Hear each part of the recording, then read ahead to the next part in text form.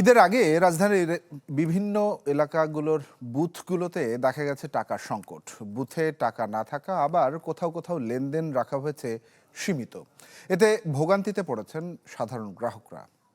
Furniture just smarter, JMG furniture. ঘন্টার পর ঘন্টা অপেক্ষা করেও রাজধানীর উত্তরার এই এটিএম বুথ থেকে টাকা তুলতে পারেনি শহীদুল ইসলাম। এদিকে কোরবানির পশুর দাম পরিশোধ নিয়ে পড়েছেন বিপাকে। একের পর এক বুথ ঘুরে টাকা না পেয়ে ঝাড়লেন ক্ষোভ। গরু কিনা হয়ে গেছে অলরেডি, সেখানে 20,000 টাকা জমা দিয়ে আসছি, বাকি টাকা জমা দেব। এখন ব্যাংকে এসে দেখছি এখন আর গরু এখানে ব্যাংকে টাকা দিচ্ছে না।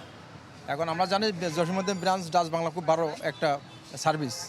এখন ঈদ সম্মুখে এখন আমাদের গরু কেনাও হচ্ছে না, আমরা কোরবানি দিতে পারছি না। বুথে পর্যাপ্ত নগদ টাকা নিশ্চিত করার বাংলাদেশ ব্যাংকের নির্দেশনা থাকার পরেও এটিএমগুলোতে টাকা সংকটে গ্রাহকেরা। এক ভদ্রলোক 90,000 টাকা জমা দিয়ে গেছে, আমি আমার টাকাটা তুলতে পারছি। যাব গ্রামের বাড়িতে, তো এভাবে টাকা না থাকলে তো মানে দুরবস্থা তৈরি হয়ে যাবে। আমার মনে হয় যখন টাকা কেউ জমা দিচ্ছে তখন মেশিনে টাকা অ্যাভেলেবেল হওয়াতে সে পরবর্তী জন উঠাতে পারছে। তো এখানে আসলে অনেকেই আছি, কেউ আছে টাকা জমা দেওয়ার জন্য, কেউ আছে ওঠানোর জন্য। সো এটা আসলে এখন লাকের উপরে রয়েছে ভিন্ন চিত্র। কোথাও কোথাও গ্রাহকেরা ঝামেলা ছাড়া তুলছেন টাকা, যদিও এমন বুথের সংখ্যা কম।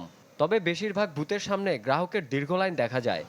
আমার লোক গরুর হাটে গরু কিনে কিছু টাকা শর্ট পড়ছে, আমার বাজেটের থেকে বেশি টাকা দিয়ে কিনছে। তো ওই টাকা উঠানোর জন্য আমি 3টা বুথ ঘুরে আসছি ব্র্যাক ব্যাংকের। 3টার মধ্যে টাকা না পেয়ে 4 নম্বরটায় এখানে আসছি, অপেক্ষা করতেছি দীর্ঘ সময় ধরে। এই টাইমগুলো এদের সচেতন থাকা উচিত ছিল বা টেক কেয়ার করা উচিত ছিল, কিন্তু এটার কিছুই নাই।